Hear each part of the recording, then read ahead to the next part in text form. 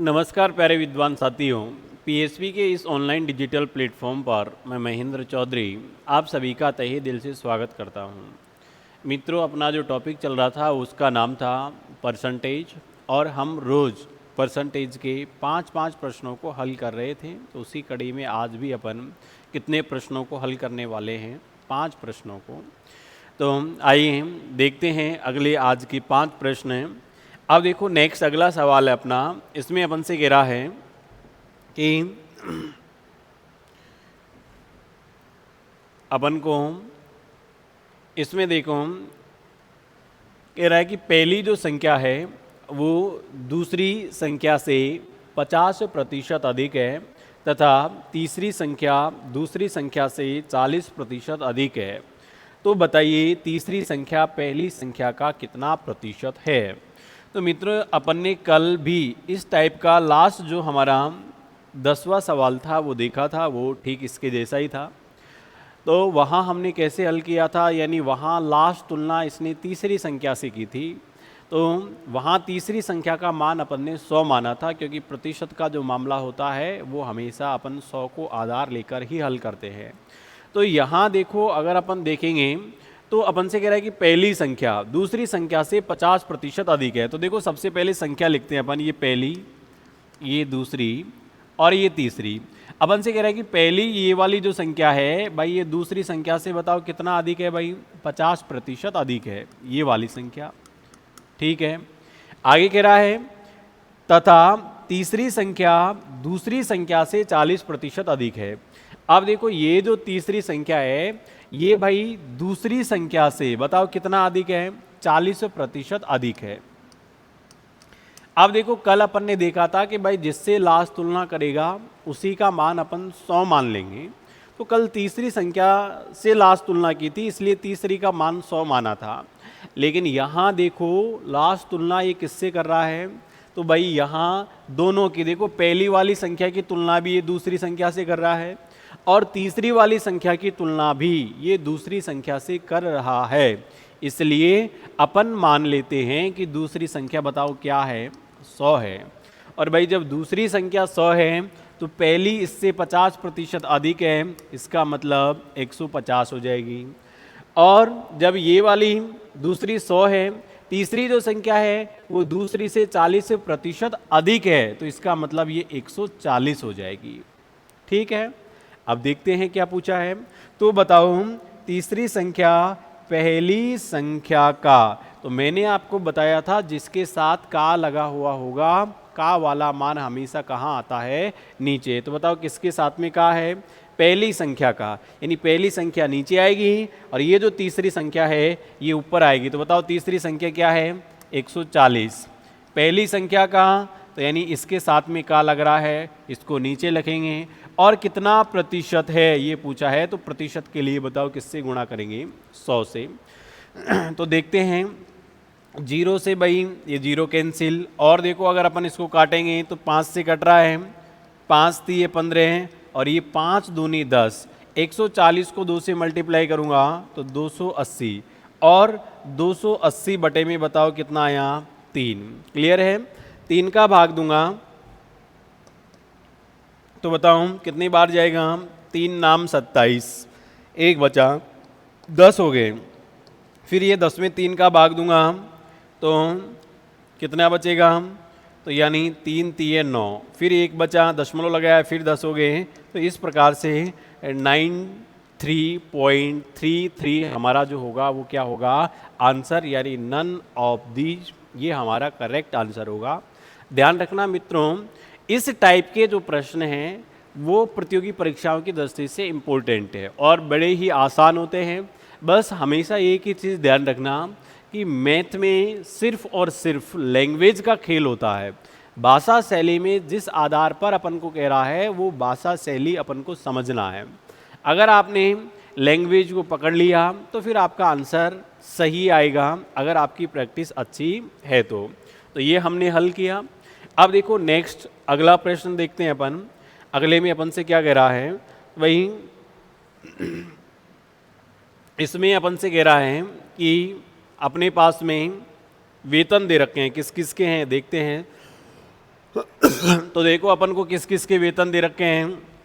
अपन से कह रहा है ए का वेतन बी के वेतन का 40% है। देखो सेम इसके जैसा ही है भाई, कि ए का जो वेतन है वो बी के वेतन का बताओ कितना प्रतिशत है, 40%। तो लिखते हैं सबसे पहले ए बी और सी है, तो ये तीनों लिखा ए बी और सी। ए का वेतन बी के वेतन का 40% है, यानी बी का जो भी वेतन होगा उसका 40% होगा, ए का वेतन होगा। आगे देखते हैं, तथा बी का वेतन सी के वेतन का 25% है। अब देखो बी का ये जो वेतन है ये सी के वेतन का भाई कितना है, 25% है। कितना प्रतिशत है, 25%। अब बताओ इसमें लास्ट तुलना ये किससे कर रहा है, तो इसमें लास्ट तुलना भाई सी से कर रहा है, इसलिए अपन सी का मान मान लेते हैं। बताओ क्या है, 100 है। अब देखो ध्यान से, पिछले वाले प्रश्न में और इसमें थोड़ा सा अंतर है। अंतर क्या है कि वहाँ तो ये कहा था कि इतना प्रतिशत अधिक है या इतना प्रतिशत कम है, तो अधिक और कम को हम 100 में जोड़ देते थे सीधा और घटा देते थे, क्योंकि मामला परसेंटेज का था। लेकिन ध्यान रखना यहाँ ये नहीं कहा है कि बी का वेतन सी के वेतन से 25% अधिक है। अगर ऐसा बोलता तो इसको मैं 125 लिखता, लेकिन ऐसा इसने नहीं बोला। ये कह रहा है कि सी के वेतन का 25% है, तो बताओ 100 का 25% निकालेंगे तो भाई ये 25 ही होगा, यानी बी का जो वेतन है वो क्या आया, 25। अब ये ए का वेतन बी के वेतन का भी 40% है। अब कहीं ऐसे मत करना कि 25 में सीधा 40 जोड़ के 65 लिख दो, गलत हो जाएगा, ध्यान रखना, निकालना पड़ेगा। बी का वेतन है, तो बी का जो वेतन है वो है भाई 25। अब 25 का 40% है ये, तो 40% आपको निकालना पड़ेगा। 0 से 0 कैंसिल, 50 25, 5 दूनी 10, 2 का 4 में 2 बार और 5 को 2 से गुणा किया तो 10। तो बताओ ए का जो वेतन होगा वो क्या आएगा, 10 आएगा। आप गलती यही करते हो, ठीक है। तो ध्यान रखना, जिसके साथ में जैसे तुलना करेगा उसका मान हम उसी प्रकार से मानते हैं। अब हल कर लेते हैं, आगे देखते हैं भाई क्या पूछा है। तो आगे अपन से पूछ रहा है, देखो ए का वेतन सी के वेतन का कितना प्रतिशत है। अब देखो मैंने आपको बताया जब दो के साथ में का लगा हुआ हो, का के की बात एक ही है। तो ए का वेतन सी के वेतन का, तो भाई सी का वेतन कितना है, तो सी का वेतन है 100, और 100 का ये 10 बताओ कितना परसेंट होता है, तो सीधा ही 100 का 10/10% होता है। बस आगे आंसर, ज़्यादा हल करने की आवश्यकता ही नहीं पड़ी। तो इसमें हमारा जो आंसर होगा वो ऑप्शन बी होगा। क्लियर है। तो आपको ये चीज़ें ध्यान रखनी है कि कब कौन सा मान अधिक है कौन सा कम है, जैसा प्रश्न में दिया गया है हमको उसी के अनुकूल हल करना होता है। चलिए नेक्स्ट देखते हैं, अगले प्रश्न में अपन से क्या कह रहा है। तो देखो अगले प्रश्न में अपन से कह रहा है कि मोहन का वेतन इंक्रीज हो रहा है भाई 1000 टू कितना हो रहा है 1200 रुपये, यानी 1000 से बढ़कर 1200 रुपये हो जाता है मोहन का वेतन। तो अपन को ये बताना है कि बताओ उसके वेतन में कितने प्रतिशत की वृद्धि हुई। देख लेते हैं। तो देखो रटना कुछ नहीं है, अपन को समझना है भाई। मोहन का पहले वेतन था शुरुआत में, अपन बात करते हैं शुरुआत की, और शुरुआत में मोहन का वेतन था 1000 रुपये। अब मोहन का वेतन बढ़ गया और 1000 से बढ़कर बताओ क्या हुआ 1200 रुपये। तो बताओ इसके वेतन में कितने प्रतिशत की वृद्धि हुई। तो देखते हैं, प्रतिशत वृद्धि निकालनी है हमको। क्या निकालनी है, प्रतिशत वृद्धि। तो कैसे निकालेंगे भाई, 1000 से 1200 बताओ कितने की वृद्धि हुई। तो आप कहोगे कि सर 200 की वृद्धि हुई। बताओ कितने की वृद्धि हुई, 200 की। तो यहाँ लिखूंगा 200 की। ये 200 की वृद्धि किस पे हुई है, तो आप कहोगे कि 1000 पे हुई है, तो यहाँ नीचे लिखूंगा 1000। और प्रतिशत पूछ रहा है तो भाई गुणा करूँगा 100 से। तो देखो ये 3 जीरो से ये 3 जीरो कैंसिल, तो मोहन का जो वेतन है उसमें कितने प्रतिशत की वृद्धि हुई। तो मोहन का जो वेतन है उसमें 20% की क्या हुई है, वृद्धि हुई है। ठीक है। नेक्स्ट देखते हैं अगला प्रश्न। देखो अगले प्रश्न में अपन से क्या कह रहा है,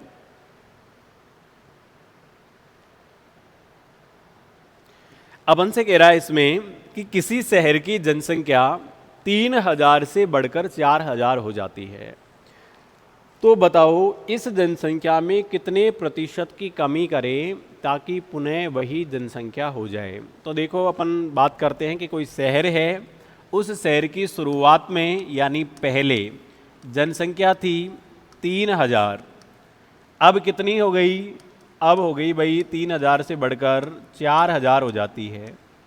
ठीक है, अब अपन को वापस शहर की जनसंख्या में क्या करनी है, कमी करनी है ताकि पुनः वही जनसंख्या हो जाए। अब देखो पहले जनसंख्या थी 3000, फिर बीच में लॉकडाउन आ गया तो जनसंख्या बढ़ गई, और बताओ कितनी बढ़ गई, 3000 से बढ़कर 4000 हो गई। इसका मतलब जनसंख्या में वृद्धि हुई है, और ये वृद्धि बताओ कितने की हुई है, 1000 की। लेकिन अब की बार हमको वृद्धि ज्ञात नहीं करनी है, हमको कह रहा है कि जनसंख्या ज़्यादा हो गई भाई, इसको कम करना है, कम करो इसको। अपन नंबर 1 पर आ गए हैं, इसलिए जनसंख्या क्या करनी पड़ेगी, कम।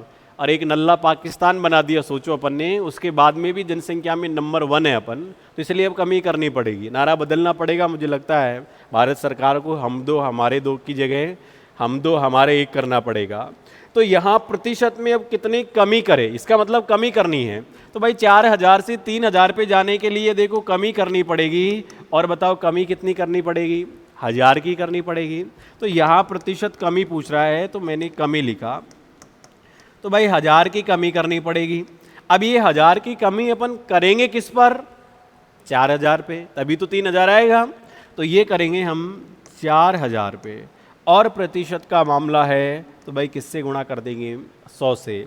अब देखो हम ये 3 जीरो, ये 3 जीरो कैंसिल, 4 का भाग दूंगा 100 में 25 बार, तो बताओ जनसंख्या में कितने प्रतिशत की कमी करनी पड़ेगी, 25% की, ताकि पुनः हमारी वही जनसंख्या हो जाए। आप भले ही ये जो 4000 है इसमें 25% की कमी कर कर देख सकते हो, आपका जो आंसर आएगा वो यही आएगा, यानी 4000 में 25% की कमी करोगे तो 3000 आ जाएगा। ठीक, तो हमारा आंसर है इसमें 25%।